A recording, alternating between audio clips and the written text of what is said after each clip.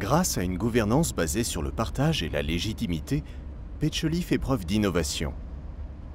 Guidée par l'esprit éclairé de son ancien maire, cette commune s'est lancée dans des projets ambitieux, au même titre que des villes plus importantes. Il y a un peu plus de 20 ans, en 1988, nous avions une petite décharge, mal gérée, qui devait être fermée. Nous avons alors demandé un financement important à la région Toscane, car nous n'avions pas les ressources suffisantes pour mettre l'installation aux normes et augmenter ses capacités de traitement. Cela était nécessaire pour venir en aide à la région et particulièrement à la ville de Florence qui, à cette époque, connaissait une crise et devait envoyer ses déchets dans le sud du pays.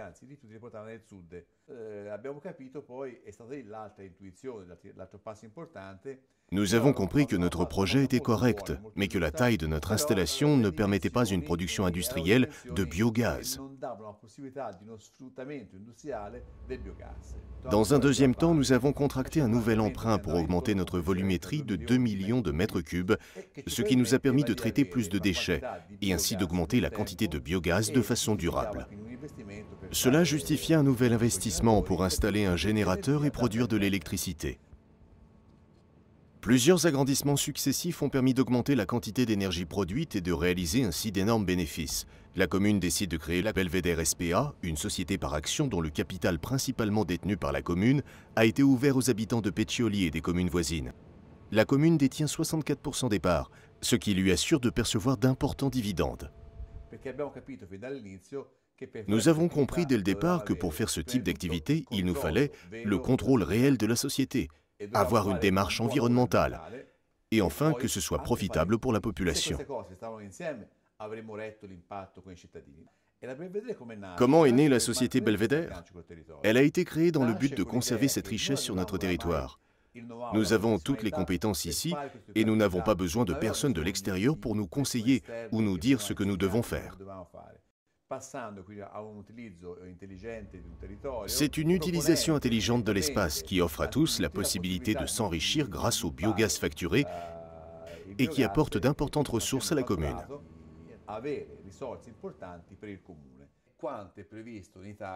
Conformément à la loi italienne relative à ce type de société, nous avons publié un appel d'offres, puis fait une étude pour définir le nombre d'actions que nous voulions vendre, à qui nous voulions les vendre.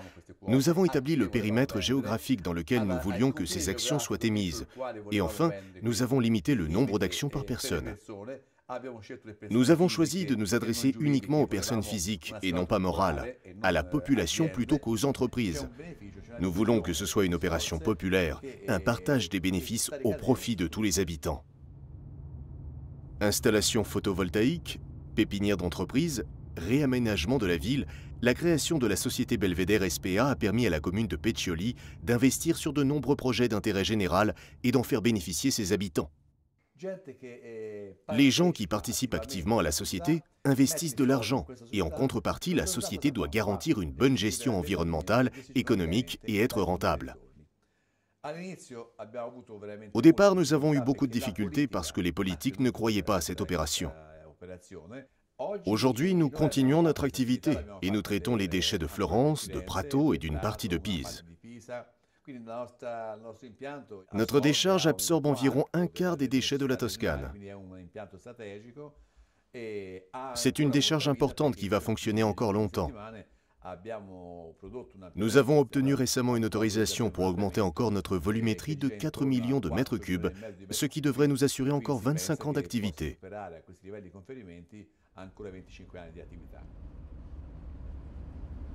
Comme le roi Midas, qui transformait tout ce qu'il touchait en or, l'ancien maire de Peccioli a transformé les déchets des villes en bénéfices pour sa commune.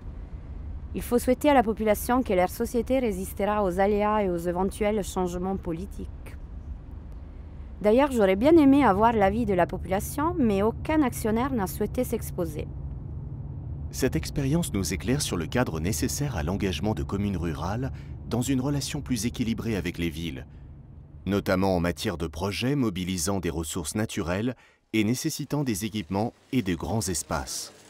Cela requiert une volonté politique, une maîtrise des outils et un engagement réel dans des démarches participatives et durables. À proximité de Pise, une gouvernance éclairée, mais plus conservatoire, a été mise en place par le parc de Migliarino San Rossore, dont la mission est de concilier protection de l'environnement et développement urbain. Les Français sont-ils arrivés? Non, ils ne sont pas encore arrivés. En attendant le bus, nous avons le temps de faire un tour dans le parc. Ce parc est un parc régional qui a été créé en 1979 par la région Toscane. Il couvre environ 24 000 hectares. L'activité humaine dans le parc est importante. Nous nous situons entre Viareggio et Livourne, donc sur une frange côtière. Les villes se sont développées. L'activité de type balnéaire ou industriel, avec notamment des chantiers navals, est très importante.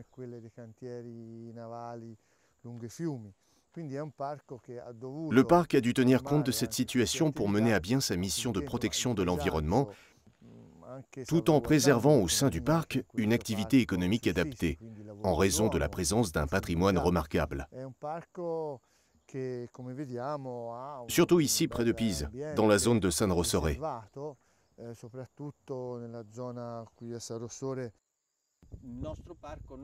Notre parc est né d'une protestation populaire contre l'édification d'un lotissement dans une zone boisée. Au départ, il s'est surtout développé pour jouer un rôle de vigilance sur le territoire, et en particulier empêcher la construction de lotissements qui ne seraient pas adaptés aux milieux et paysages. En Italie, les parcs naturels, qu'ils soient nationaux ou régionaux, ont été créés pour la sauvegarde de la biodiversité. Mais travaillant et intervenant sur des territoires où l'activité est importante, comme c'est le cas ici, les parcs, pour mener à bien leur mission, ont pris conscience qu'il fallait également travailler sur la promotion. Notre parc a une particularité, parce que sa compétence pour agir sur les zones contiguës est très importante. C'est le seul parc en Italie qui a cette compétence pour agir sur les zones limitrophes. Au départ, les normes de sauvegarde qui étaient imposées étaient bien trop rigides pour les agriculteurs qui travaillaient sur le territoire. Les choses ont changé surtout depuis 1989. À cette époque, la région Toscane a approuvé le plan du parc, qui est un outil qui se substitue aux outils d'urbanisme communaux. C'est lui qui prévaut, qui dicte les nouvelles normes du territoire. Cet outil a été très utile aux gestionnaires du parc, leur permettant de mieux comprendre la réalité et de prendre en compte les besoins des gens qui vivent sur ce territoire. Nos projets mettent l'accent sur la valorisation de l'activité agricole, surtout celle qui nous semble la plus compatible avec le parc, c'est-à-dire l'agriculture biologique et intégrée qui utilise le moins de substances chimiques possible. Pour les agriculteurs, c'est un avantage car ils ont compris qu'en pratiquant ce type d'agriculture raisonnée, ils bénéficiaient également de retombées économiques. Pour nous, en diffusant moins de nitrates, de phosphates dans le sol, on évite de les retrouver dans les nappes phréatiques, les cours d'eau ou par exemple dans le lac Massaciucoli qui souffre d'un phénomène d'eutrophisation désastreux pour l'environnement.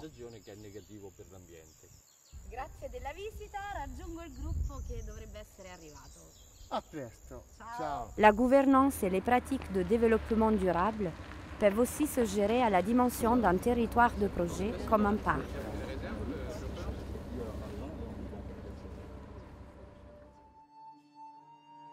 Au XIVe siècle, dans une recherche d'idéal, la Toscane apparaissait déjà comme un territoire de projet et d'innovation.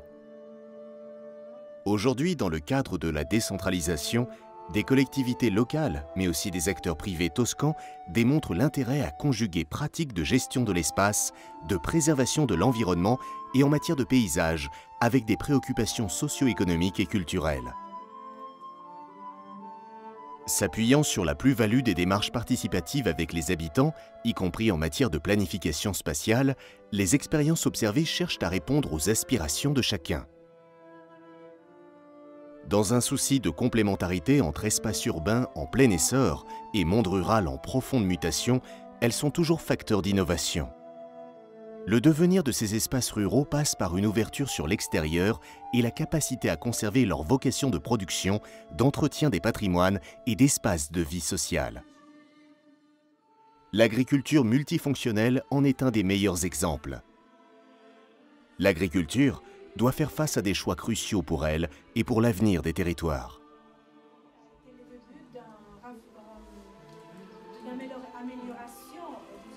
Ces journées d'échange en Italie ont montré plusieurs options possibles.